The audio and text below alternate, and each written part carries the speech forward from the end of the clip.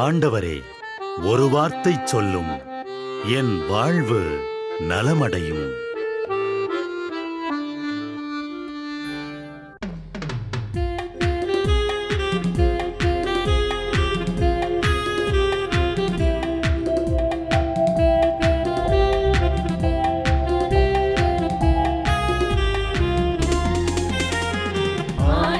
வார்த்தை வல்லமை தருவது அல்லேலூயா.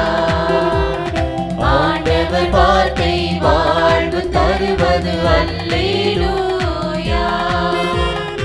ஆண்டவர் வார்த்தை வல்லமை தருவது அல்லேலூயா. ஆண்டவர் வார்த்தை வாழ்வு தருவது அல்லேலூயா.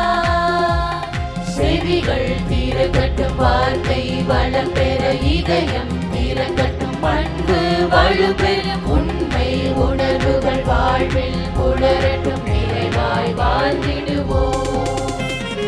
ஆண்டவர் வார்த்தை வல்லமை தருவது அல்லேலூயா. ஆண்டவர் வார்த்தை வாழ்வு தருவது அல்லேலூயா. திருப்பாடல் 95. வாருங்கள், ஆண்டவரை புகழ்ந்து பாடுங்கள். நமது மீட்பின் பாறையை போற்றி ஆர்ப்பரியுங்கள். நன்றியுடன் அவர் திருமுன் செல்வோம். புகழ்பாக்களால் அவரை போற்றி ஆர்ப்பரிப்போம். ஏனெனில் ஆண்டவர் மாண்புமிகு இறைவன், தெய்வங்கள் அனைத்திற்கும் மேலான பேரரசர். பூவுலகின் ஆழ் பகுதிகள் அவர் தம் கையில் உள்ளன. மலைகளின் கொடுமுடிகளும் அவருக்கே உரியன. கடலும் அவருடையதே, அவரே அதை படைத்தார். உலர்ந்த தரையையும் அவருடைய கைகளே உருவாக்கின. வாருங்கள், தாழ்பணிந்து அவரை தொழுவோம். நம்மை உருவாக்கிய ஆண்டவர் முன் முழந்தாளிடுவோம். அவரே நம் கடவுள், நாமோ அவரது மேய்ச்சலின் மக்கள். நாம் அவர் பேணி காக்கும் ஆடுகள். என்று நீங்கள் அவரது குரலுக்கு செவி கொடுத்தால் எத்துணை நலம். அன்று மெரிபாவிலும் பாலை நிலத்தில் மாசாவிலும் செய்தது போல் உங்கள் இதயத்தை கடினப்படுத்திக் கொள்ளாதீர்கள். அங்கே உங்கள் மூதாதையர் என்னை சோதித்தனர். என் செயல்களை கண்டிருந்தும் என்னை சோதித்து பார்த்தனர்.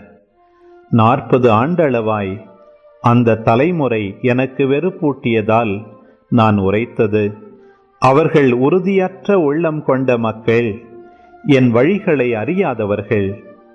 எனவே நான் சினமுற்று, நான் அளிக்கும் இளைப்பாற்றியின் நாட்டிற்குள் நுழையவே மாட்டார்கள் என்று ஆணையிட்டு கோரினேன். நம்ம மனசு, நம்ம இதயம், அது எப்படி வேலை செய்யுது? அதோட திசைகாட்டி, அதாவது அதோட காம்பஸ் எதை நோக்கி இருக்கு? இந்த கேள்விகளுக்கு பதிலா நம்மள ரொம்ப ஆழமா சிந்திக்க வைக்கிற 3 பழங்கால கதைகளை நம்ம இன்னைக்கு பார்க்க போறோம். இந்த கதைகள் நம்மளோட நம்பிக்கைகள் எப்படி நம்ம வாழ்க்கையோட பாதையே தீர்மானிக்குதுன்னு ரொம்ப தெளிவா காட்டப்போகுது. இந்த ஒரு கேள்விதான் நாம பார்க்க போற எல்லா விஷயத்தோட மையப்புள்ளி. உங்க இதயம் எதன் மேல முழு நம்பிக்கையும் வச்சிருக்கு? இந்த கேள்விய மனசுல வச்சுக்கிட்டே வாங்க முதல் கதைக்குள்ள போகலாம். நம்ம முதல் கதை பொறாமைங்கிற ஒரு சின்ன தீப்பொறி ஒரு குடும்பத்தையே எப்படி எரிச்சு சாம்பல் ஆக்குச்சுங்கிறத பத்தினது. இங்க கூட பறந்த பாசம் துரோகத்துக்கிட்ட எப்படி தோத்து போச்சுன்னு பார்க்க போறோம். கதையோட தொடக்கமே ஒரு சிக்கல தான் ஆரம்பிக்குது. இஸ்ரேல்ங்கிற அந்த தந்தை தன் மகன் யோசேப்ப மத்த மகன்களை விட ரொம்ப அதிகமா நேசிச்சாரு. அந்த அன்புக்கு அடையாளமா ரொம்ப அழகான வேலைப்பாடு செஞ்ச ஒரு அங்கிய அவருக்கு பரிசா கொடுத்தாரு. இந்த ஒரு செயல்தான் வரப்போற பெரிய புயலோட முதல் அறிகுறியா இருந்துச்சு. அப்பாவோட இந்த ஒரு தலைப்பட்சமான பாசம் மத்த சகோதரர்கள் மனசுல பொறாமைய விதைச்சது. அந்த பொறாமை கொஞ்சம் கொஞ்சமா வளர்ந்து கட்டுப்படுத்தவே முடியாத அளவுக்கு வெறுப்பா மாறிடுச்சு. அதோட உச்சக்கட்டம் என்ன தெரியுமா? அவங்களால யோசேப்பு கூட ஒரு நல்ல வார்த்தை கூட பேச முடியல. உறவுகள்ல மௌனம் வந்துட்டாலே அது ரொம்ப ஆபத்தானது இல்லையா? ஒரு நாள் யோசேப்பு தூரத்துல வரத பாக்குறாங்க. பார்த்த உடனே அவங்க மனசுல இருந்த வெறுப்பு கொலவெறியா மாறுது. இதோ வரான் போற கனவு காண்றவன் அப்படின்னு ஏளனமா பேசி அவனோட கனவுகளோட சேர்த்து அவனையும் அழிச்சிடணும்னு திட்டம் போடுறாங்க. அந்த வார்த்தைகள்ல எவ்வளவு நஞ்சிருக்குன்னு பாருங்க. ஆனா அவரை கொல்றதுக்கு பதிலா யூதாவோட யோசனைப்படி என்ன செஞ்சாங்க தெரியுமா? சொந்த தம்பியையே அடிமையா வித்துட்டாங்க. என்ன வேலைக்கு? வெறும் 20 வெள்ளிக்காசுக்கு. ஒரு உயிரோட மதிப்பு அவ்வளவுதான அவங்க முடிவு பண்ணிட்டாங்க. யோசேப்போட சகோதரர்களோட இதயம் ஒரு தவறான பாதைய தேர்ந்தெடுத்துச்சு.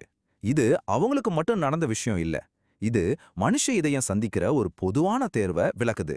அத ஒரு தீர்க்க தரிசன கட்டமைப்பு மூலமா இப்ப நாம பார்க்கலாம். எரேமியா தீர்க்கதரிசி இத ரொம்ப அழகா விளக்குறாரு. இந்த ஸ்லைட பாருங்க. மனுஷனை நம்புறவங்க பாலைவனத்துல இருக்கிற ஒரு காஞ்சு போன யாருக்கும் பிரயோஜனம் இல்லாத புதர்ச்செடி மாதிரி ஆகிடுவாங்க. ஆனா ஆண்டவரை நம்புறவங்களோ ஆறு ஓரமா நட்ட எப்பவும் பசுமையா நிறைய கனி கொடுக்கிற மரம் மாதிரி இருப்பாங்க. இது ரெண்டு விதமான நம்பிக்கைகள், அதுக்கு கிடைக்கிற 2 விதமான விளைவுகள். சரி, இந்த 2 பாதைக்கு நடுவுல ஏன் இவ்ளோ பெரிய வித்தியாசம்? ஏன்னா மூல நூல் சொல்ற மாதிரி மனுஷனோட இதயம் நாம கற்பனை பண்றதை விட ரொம்ப வஞ்சகமானது. அதோட உண்மையான நோக்கங்கள் நமக்கே சில சமயம் புரியாது. ஆண்டவர் ஒருத்தரால மட்டும்தான் இதயத்தை ஆராய்ஞ்சு அதுக்கேத்த சரியான பலனை கொடுக்க முடியும். இப்ப நாம 3வது கதைக்கு வரோம். இந்த ஓமை நாம இதுக்கு முன்னாடி பார்த்த அந்த 2 பாதைகளோட கடைசி விளைவுகள் என்னவா இருக்கும்னு ரொம்பவே தெளிவா ஆணித்தரமா சொல்லுது. பூமியில வாழ்ந்தப்போ இவங்க 2 பேரோட வாழ்க்கையும் வடதுருவம் தென்துருவம் மாதிரி இருந்துச்சு. ஒரு பக்கம் தினமும் பெரிய விருந்து, விலை உயர்ந்த ஆடைகள்னு ஒரு செல்வந்தர். இன்னொரு பக்கம் அதே செல்வந்தரோட வீட்டு வாசல்ல உடம்பெல்லாம் புண்ணோட அவரோட மேசையிலிருந்து விழுற சாப்பாட்டு துண்டுக்காக ஏங்குற லாசருங்கிற ஒரு ஏழை. ஆனா மரணத்துக்கு அப்புறம் இங்கதான் மொத்த கதையும் தலைகீழா மாறுது. அவங்களோட நிரந்தரமான நிலை அப்பதான் முடிவு செய்யப்படுது. பூமியில சந்தோஷமா இருந்த செல்வந்தர் பாதாளத்துல தீயில வேதனைப்படுறாரு. ஆனா பூமியில கஷ்டப்பட்ட லாசருவோ ஆபிரகாமோட மடியில ஆறுதலா இருக்காரு. இது அவங்க பூமியில வாழ்ந்த வாழ்க்கையோட நேரடியான விளைவு. அந்த செல்வந்தர் உதவி கேட்டு கெஞ்சுறப்போ ஆபிரகாம் சொல்ற இந்த வார்த்தைகள் நம்மள உறைய வைக்கும். எங்களுக்கும் உங்களுக்கும் நடுவுல ஒரு பெரிய பிளவு இருக்கு. இந்த தீர்ப்பு கடைசி தீர்ப்பு. ஒரு தடவை முடிவு பண்ணிட்டா அந்த பாதைய மாத்தவே முடியாது. இந்த கதையோட உண்மையான பாடம் பணத்தை பத்தினது இல்ல, அது நம்ம இதயத்தோட நிலைய பத்தினது. கதையோட முடிவு இத ரொம்ப தெளிவா விளக்குது. தன் சகோதரர்களையாவது காப்பாத்தணும்னு அந்த செல்வந்தர் கெஞ்சுறாரு. அதுக்கு ஆபிரகாம் சொன்ன பதில் நம்ம நெஞ்சில தைக்கிற மாதிரி இருக்கு. பிரச்சனை ஆதாரம் இல்லாததுல இல்ல, ஏற்கனவே கொடுக்கப்பட்ட ஆதாரங்களை நம்ப மறுக்கிற இதயம்தான் உண்மையான பிரச்சனை. சரி, இப்ப இந்த 3 கதைகளையும் ஒன்னா சேர்த்து பார்ப்போம். இதுலேருந்து நம்ம இதயத்தை பத்தி ஒரு தெளிவான செய்தி நமக்கு கிடைக்குது. சொல்லப்போனா இது 3ம் நமக்கு கொடுக்கிற முக்கியமான எச்சரிக்கைகள். இந்த 3 கதைகளும் தப்பான திசையில போற இதயத்தோட 3 முகங்களை காட்டுது. பொறாமை கொண்ட இதயம் துரோகம் பண்ணுது. அலட்சியமான இதயம் இரக்கத்தை இழக்குது. பிடிவாதமான இதயம் உண்மைய ஏத்துக்க மறுக்குது. இந்த 3மே கடைசியில பேரழிவுக்கு தான் கொண்டு போய்விடும். ஆக நாம எங்க ஆரம்பிச்சோமோ அங்கேயே திரும்ப வந்துட்டோம். இந்த கதைகள் எல்லாம் ஒரு கண்ணாடி மாதிரி நம்ம இதயத்தோட திசைய நமக்கு தெளிவா காட்டுது. நம்ம பாதை பொறாமை, அலட்சியம், பிடிவாதத்தை நோக்கியா இருக்கு, இல்ல நம்பிக்கை, இரக்கத்தை நோக்கியா இருக்கு? உங்க இதயத்தோட திசை காட்டி எதை நோக்கி இருக்கு? யோசிச்சு பாருங்க. இந்த கேள்விக்கான பதில் உங்க நித்தியத்தையே தீர்மானிக்கலாம். திருப்பாடல் 51. கடவுளே, உமது பேரன்புக்கேற்ப எனக்கு இரங்கும். உமது அளவற்ற இரக்கத்திற்கேற்ப என் குற்றங்களை துடைத்தருளும். என் தீவினை முற்றிலும் நீங்கும்படி என்னை கழுவியருளும். என் பாவம் அற்றுப்போகும்படி என்னை தூய்மைப்படுத்தியருளும். ஏனெனில் என் குற்றங்களை நான் உணர்கின்றேன். என் பாவம் எப்போதும் என் மனக்கண் முன் நிற்கின்றது. உமக்கு எதிராக நான் பாவம் செய்தேன். உம் பார்வையில் தீயது செய்தேன். எனவே உம் தீர்ப்பினால் உம் நீதியை வெளிப்படுத்தியுள்ளீர். உம் தண்டனை தீர்ப்பில் நீர் மாசற்றவராய் விளங்குகின்றீர். இதோ தீவினையோடு என் வாழ்வை தொடங்கினேன். பாவத்தோடே என் அன்னை என்னை கருத்தாங்கினாள். இதோ நீர் விரும்புவது உள்ளத்து உண்மையையே. மெய்ஞானத்தால் என் மனத்தை நிரப்பும். ஈசோப்பினால் என்னை கழுவியருளும். நான் தூய்மையாவேன். என்னை கழுவியருளும். உறைபனியிலும் வெண்மையாவேன். மகிழ்வொலியும் களிப்போசையும் நான் கேட்கும்படி செய்யும். நீர் நொறுக்கிய என் எலும்புகள் களி கூர்வனவாக. என் பாவங்களை பாராதபடி உம் முகத்தை மறைத்துக் கொள்ளும். என் பாவக்கரைகளையெல்லாம் துடைத்தருளும். கடவுளே, தூயதோர் உள்ளத்தை என்னுள்ளே படைத்தருளும். உறுதி தரும் ஆவியை, புதுப்பிக்கும் ஆவியை என்னுள்ளே உருவாக்கியருளும். உமது முன்னிலையிலிருந்து என்னை தள்ளிவிடாதேயும். உமது தூய ஆவியை என்னிடமிருந்து எடுத்து விடாதேயும். உம் மீட்பின் மகிழ்ச்சியை மீண்டும் எனக்கு அளித்தருளும். தன்னார்வ மனம் தந்து என்னை தாங்கியருளும். அப்பொழுது குற்றம் செய்தோர்க்கு உம் வழிகளை கற்பிப்பேன். பாவிகள் உம்மை நோக்கி திரும்புவர். கடவுளே, எனது மீட்பின் கடவுளே, இரத்த பழியினின்று என்னை விடுவித்தருளும். அப்பொழுது என் நா உமது நீதியை முன்னிட்டு பாடும். என் தலைவரே, என் இதழ்களை திறந்தருளும். அப்பொழுது என் வாய் உமக்கு புகழ் சாற்றிடும். ஏனெனில் பலியினால் உம்மை மகிழ்விக்க முடியாது. நான் எரிபலி செலுத்தினாலும் நீர் அதில் நாட்டங்கொள்வதில்லை. கடவுளுக்கேற்ற பலி நொறுங்கிய நெஞ்சமே. கடவுளே, நொறுங்கிய குற்றமுணர்ந்த உளத்தை நீர் அவமதிப்பதில்லை. சீயோனுக்கு இன்முகம் காட்டி நன்மை செய்யும். எருசலேமின் மதில்களை மீண்டும் கட்டுவீராக. அப்பொழுது எரிபலி, முழு எரிபலி எனும் முறையான பலிகளை விரும்புவீர். மேலும் இளங்காளைகள் உமது பீடத்தில் பலியாக செலுத்தப்படும். இன்னைக்கு நாம மத்தேயு நற்செய்தியில வர்ற இயேசு சொன்ன ரொம்பவும் சக்தி வாய்ந்த ஒரு ஓமையை பத்தி தான் பார்க்க போறோம். ஒரு ஆழமான கருத்தை விளக்க சொல்ற ஒரு சின்ன கதை தான் ஓமை. இந்த கதை நம்பிக்கை, துரோகம், அப்புறம் நாம எதிர்பார்க்காத விளைவுகளை பத்தினது. சரி, வாங்க இந்த கதைக்குள்ள ஆழமா போலாம். முதல்ல இந்த கேள்வியிலிருந்து ஆரம்பிக்கலாம். ஒரு சாதாரண கதை எப்படி ஒரு பெரிய எச்சரிக்கையா இருக்க முடியும்? நாம பார்க்க போற இந்த கதைக்கு மேலோட்டமா பார்க்கறத விட ரொம்ப ரொம்ப ஆழமான அர்த்தங்கள் இருக்கு. சரி, வாங்க கதை எப்படி ஆரம்பிக்குதுன்னு பாப்போம். இதுல யார் யார் வர்றாங்க, என்ன நடக்குதுன்னு பார்க்கலாம். கதை இப்படிதான் ஆரம்பிக்குது. ஒரு நிலக்கிழார் ரொம்ப அக்கறையா ஒரு திராட்சை தோட்டத்தை உருவாக்குறாரு. அது வெறும் தோட்டம் இல்ல, அவரோட உழைப்புக்கும் அர்ப்பணிப்புக்கும் ஒரு அடையாளம். அதை உருவாக்கி முடிச்சதும் சில குத்தகைக்காரங்க கிட்ட அதை ஒப்படைச்சிட்டு ஒரு பயணம் போறாரு. இப்ப பாருங்க, அந்த உரிமையாளர் எவ்வளவு மெனக்கிட்டு இருக்காருன்னு. தோட்டத்தை சுத்தி வேலி அமைச்சிருக்காரு, திராட்சை ரசம் பிழியறதுக்கு தொட்டி வெட்டியிருக்காரு, பாதுகாக்கிறதுக்கு ஒரு காவல் கோபுரமும் கட்டியிருக்காரு. அதாவது குத்தகைக்காரங்களுக்கு தேவையான எல்லா வசதியும் அவரே செஞ்சு கொடுத்திருக்காரு. இது அவரோட தாராள குணத்தையும் அதே நேரம் குத்தகைக்காரங்களோட பொறுப்பையும் தெளிவா காட்டுது. எல்லாம் நல்லபடியா போயிட்டு இருக்கு அப்படின்னு நினைக்கும் போதுதான் ஒரு பயங்கரமான வன்முறை நடக்குது. அது எப்படின்னு பாப்போம். இங்கதான் கதையில ஒரு பெரிய ட்விஸ்ட் வருது. அறுவடை நேரம் வந்ததும் உரிமையாளர் தனக்கு சேர வேண்டிய பங்கை கேட்டு சில வேலையாட்களை அனுப்புறாரு. ஆனா அந்த குத்தகைக்காரங்க என்ன செஞ்சாங்க தெரியுமா? வன்முறைய கையில எடுத்தாங்க. இந்த வன்முறை சாதாரணமா இல்ல, நாளுக்கு நாள் அதிகமாயிட்டே போச்சு. முதல்ல வந்த வேலையாட்களை அடிச்சாங்க, கொன்னாங்க. 2வது தடவை இன்னும் சிலரை அனுப்பியும் அவங்களுக்கும் அதே கதிதான். கடைசியா உரிமையாளர் தன்னோட மகனையும் அனுப்புறாரு. ஆனா அவங்க அவரையும் கொன்னுட்டாங்க. அவங்களோட உண்மையான நோக்கம் என்னன்னு அவங்க பேசுறதுலயே தெரிஞ்சிருது. இது வெறும் எதிர்ப்பு இல்ல, அந்த சொத்தையே அபகரிக்கணுங்கிற ஒரு பேராசை கலந்த சதி. இதுதான் இந்த கதையோட உச்சக்கட்டம். அவங்களோட நிராகரிப்புக்கும் கிளர்ச்சிக்கும் இதை விட பெரிய உதாரணம் இருக்க முடியாது. இவ்வளோ கொடூரமான ஒரு விஷயத்துக்கு அப்புறம் அடுத்து என்ன? நியாயம் கிடைக்கணும் இல்லையா? கதை இப்போ அந்த பக்கமா திரும்புது. இப்ப இயேசு ஒரு சுவாரஸ்யமான விஷயம் பண்றாரு. கதைய பாதியில நிறுத்தி அதை கேட்டுக்கிட்டு இருந்தவங்க கிட்டே ஒரு கேள்வி கேட்கிறாரு. அந்த தோட்டத்தோட உரிமையாளர் வந்தா அவங்கள என்ன பண்ணுவாரு அப்படின்னு கேட்கிறாரு. தீர்ப்பா அவங்க வாயாலேயே சொல்ல வைக்கிறாரு. மக்கள் என்ன தீர்ப்பு சொன்னாங்க தெரியுமா? அந்த பொல்லாதவங்களை ஒழிச்சிட்டு ஒழுங்கா பங்கு கொடுக்கற வேற ஆளுங்களுக்கு தோட்டத்தை குத்தகைக்கு விடுவாருன்னு சொன்னாங்க. இங்கதான் ஒரு சுவாரஸ்யமே இருக்கு. அவங்களுக்கே தெரியாம அவங்களுக்கான தீர்ப்பை அவங்களே சொல்லிட்டாங்க. சரி, கதை முடிஞ்சது. ஆனா அதோட அர்த்தம், இயேசு இந்த கதை மூலமா உண்மையில என்ன சொல்ல வர்றாருன்னு இப்ப ஆழமா பார்க்கலாம். இந்த ஒரு வரிதான் மொத்த கதைக்குமான திறவுகோல். கட்டுறவங்க வேணான்னு ஒதுக்குன கல்லுதான் அந்த கட்டடத்துக்கே முக்கியமான மூளைக்கல்லா மாறுச்சு. மூளைக்கல்னா என்னன்னு சிம்பிளா பார்க்கலாம். ஒரு கட்டடத்தோட 2 முக்கியமான சுவர்களை இணைச்சு முழு கட்டடத்தையும் தாங்கி நிக்கிற முக்கியமான கல் அது.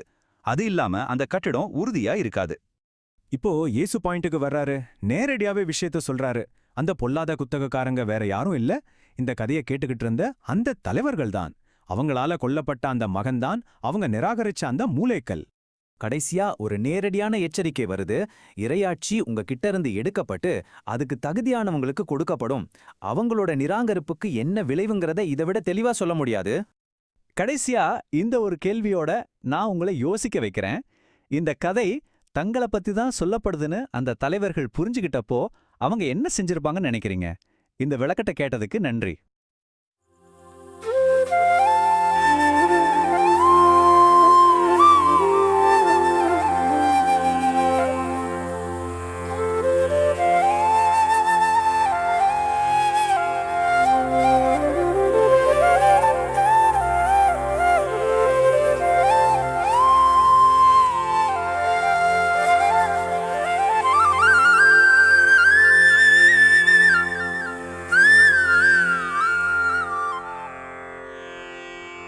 தந்தை, மகன், தூய ஆவியின் பெயராலே ஆமென். வானகத் தந்தையே இறைவா, உம்மை போற்றுகிறோம். இயேசுவே ஆண்டவரே, உம்மை போற்றுகிறோம். தூய ஆவியானவரே, உம்மை போற்றுகிறோம். மூவொரு இறைவா, உம்மை போற்றுகிறோம். அருள் நிறை மரியே, எங்கள் ஆண்டவரின் தாயே, உம்மை போற்றுகிறோம். எங்கள் வானக தந்தையே இறைவா, கடந்த இரவு முழுவதும் எங்களை காத்து கண்ணயரச் செய்த உமது அருள் அன்புக்காக நன்றி கூறுகிறோம். நீர் தந்த இந்த புதிய நாளுக்காக நன்றியோடு உம்மை போற்றுகிறோம். எங்கள் வாழ்வில் ஒரு நாளை கூட்டித் தந்தமைக்காக உமக்கு நன்றி கூறுகிறோம். எங்கள் இயேசுவே ஆண்டவரே, காலைதோறும் உமது அருளன்பால் இரக்கத்தால் எங்களை நிரப்புவதற்காக நன்றி கூறுகின்றோம். இந்த நாளில் நீர் எங்கள் மீட்பராகவும் ஆண்டவராகவும் நல்ல ஆயனாகவும் இருந்தருளுமாறு உம்மை வேண்டுகிறோம். இயேசுவே, இன்று எங்களோடு தங்கும். எங்களை எமது விருப்பப்படியன்று உமது திருவுளப்படியே வழிநடத்தும். எங்கள் தொழிலை, முயற்சிகளை, உழைப்பை, படிப்பை, வேலைகளை ஆசீர்வதியும்.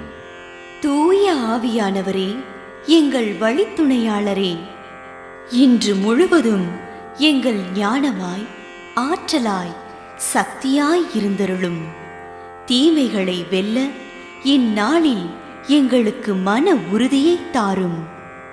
எங்களை சந்திப்பவருக்கு அமைதியை, அன்பை, ஆறுதலை கொடுக்கும்படியாக எங்கள் உள்ளங்களையும் இல்லங்களையும் உமது தெய்வீக அமைதியால், அன்பால் நிரப்பியருளும்.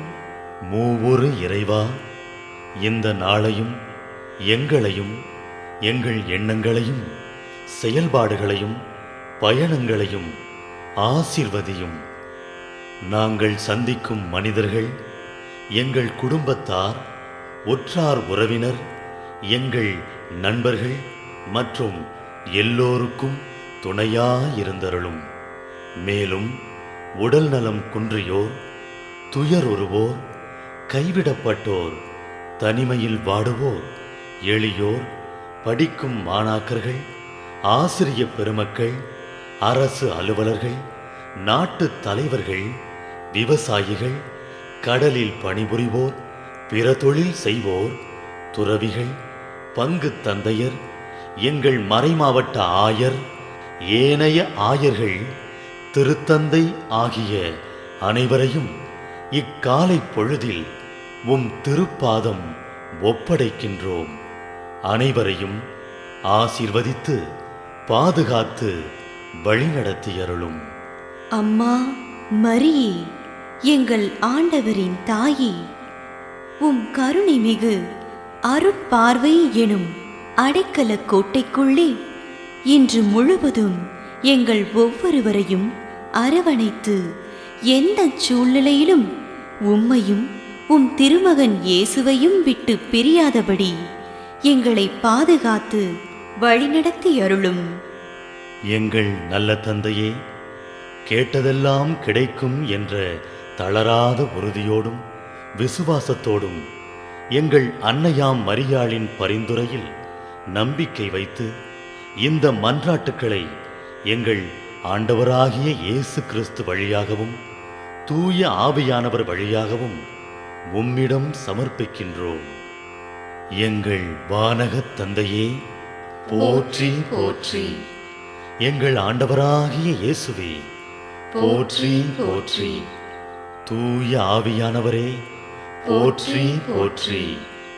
மூவொரு இறைவா, போற்றி போற்றி என்று போற்றி மகிழும் எங்கள் இதயத்தை உமது தெய்வீக வல்லமையால் நிரப்பி இந்த நாள் முழுவதும் எங்களை பாதுகாத்து வழிநடத்தியருளும் எங்கள் நல்ல தந்தையே, ஆமென்.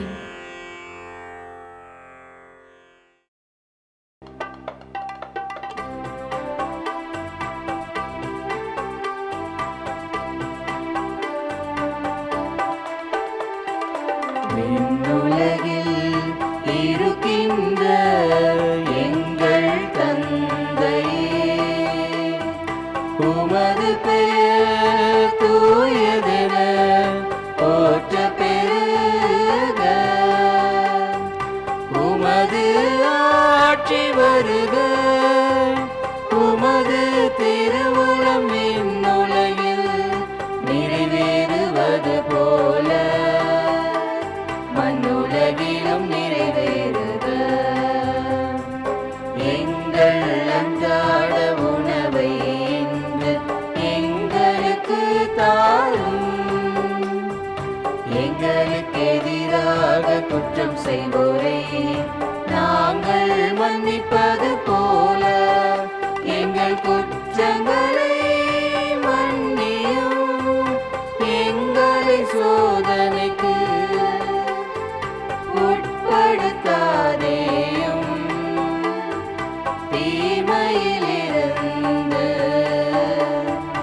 எங்களை விடுவித்தருளும்.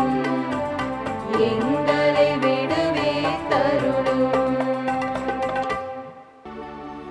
அருள் நிறைந்த மரியே வாழ்க, ஆண்டவரும் உடனே பெண்களுள் பேறு பெற்றாய் நீயே. உம்முடைய திருவயிற்றின் கனியுமான இயேசுவும் ஆசி அருள பெற்றவர்.